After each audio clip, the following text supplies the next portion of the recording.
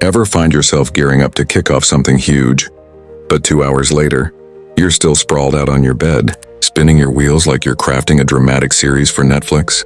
What if I mess up? What if it doesn't turn out right? What if my neighbor's cat gives me the side eye? Guess what? You're not being lazy. You're just caught up in the overthinking championships. But today we're going to put an end to that mental circus and figure out how to actually get started. Overthinking isn't a sign of weakness. It's just your brain doing a lot of thinking and not enough doing. We get scared of failing, being judged, and the unknown.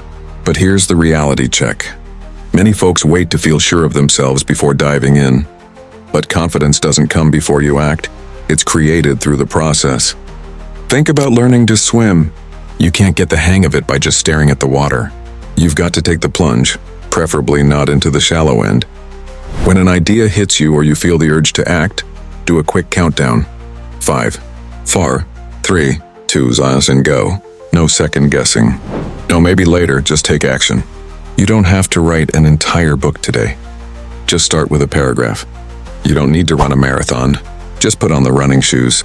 Chasing perfection is a trap. Making progress is where the power lies. Break down your tasks into bite-sized chunks.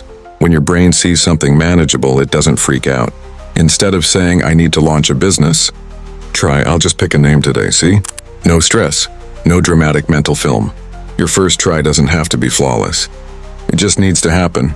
Every expert started out as a newbie who didn't get bogged down in overthinking. Their first step. So let go of perfect. Focus on getting it done.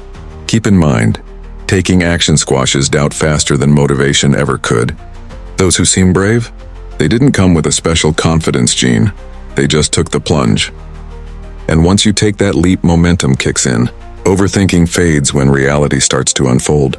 So here's your challenge.